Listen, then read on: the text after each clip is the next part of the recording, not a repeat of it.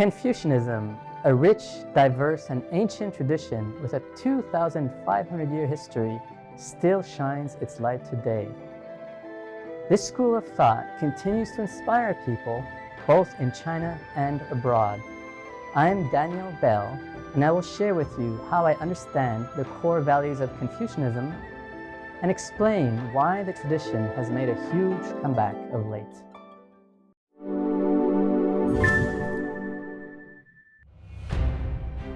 Welcome to China Talk. My name is Daniel Bell. Chinese name is Bei Danning, and I'm from Montreal, Canada, but I've spent about half of my life living and working in China.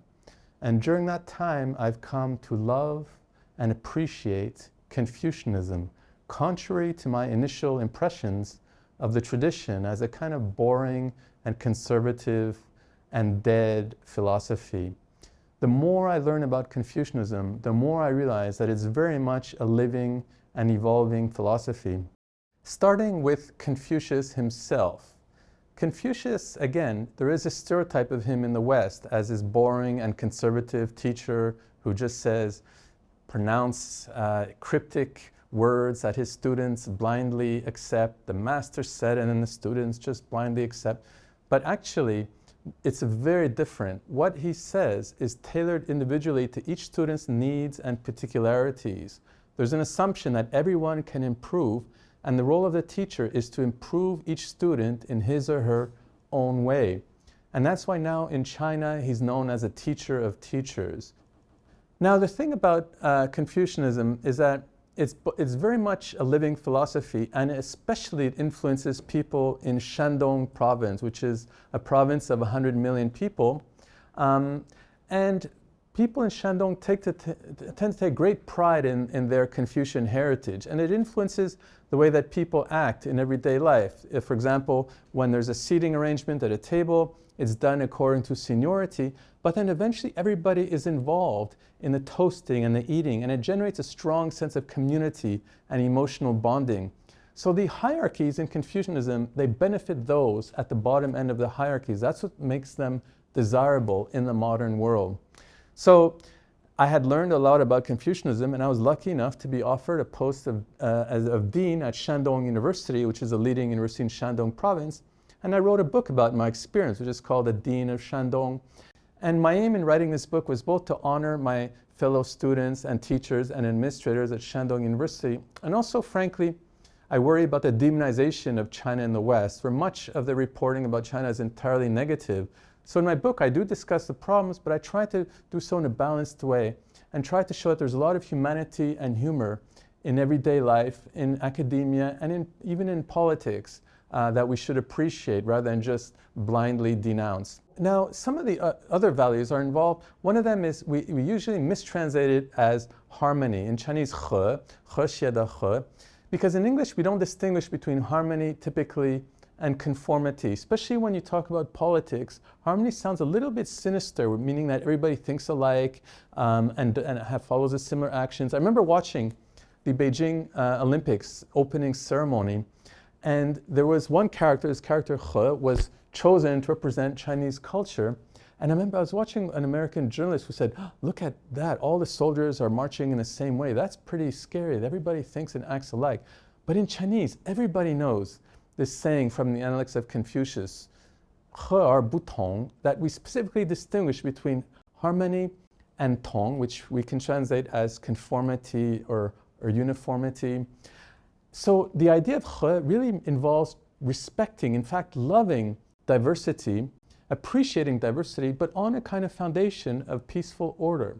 So some of the metaphors, including a soup, it's bland if it has one ingredient, but if it has many ingredients, then it's a delicious soup. Even in politics, if you have different views, it actually helps the country.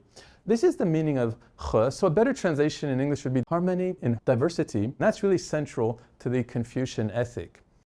Now, you might ask, why has Confucianism been revived? Because it was more or less dead for much of the 20th century in China, where the main tradition was the tradition of anti-traditionalism.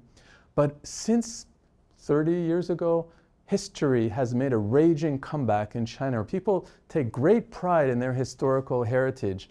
And politically, the main tradition was Confucianism, and it had great influence. Now, as mentioned, Confucianism is very diverse, and it has many different interpretations, but there are certain strands that are quite constant. Two, very briefly, the good life for Confucianism involves the pursuit of compassionate social relations. And that's really key. It's not an otherworldly philosophy. There's hardly anything about the afterlife. And it's really about how we should learn to engage and to love and also be responsible in our social relations. There's also an issue about the best life involves serving the community. So people love to, well, compete to be public officials in order to have that opportunity to serve the community. Another value which has been revived is the value, in Chinese it's li. In English we can translate as ritual propriety. The idea is that we can use laws to regulate people, to stop them from doing bad things, but if we really want to have a kind of harmonious society, that comes through informal mechanisms like rituals that generate a sense of community. So this is one reason why the idea of ritual propriety has been revived in different spheres of social and even political life in China.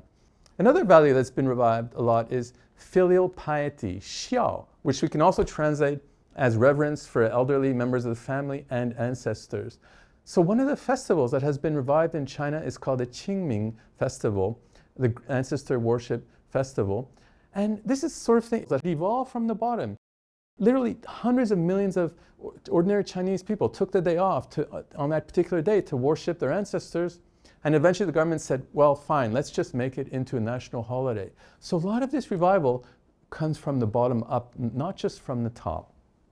That said, some of the reasons for the revival are political, because the top leaders and also the middle level leaders, like for us, the bureaucracy in Shandong province, yes, it is a communist country and we do value the communist tradition, but we also think that our form of social life and our form of political organization has a much earlier roots.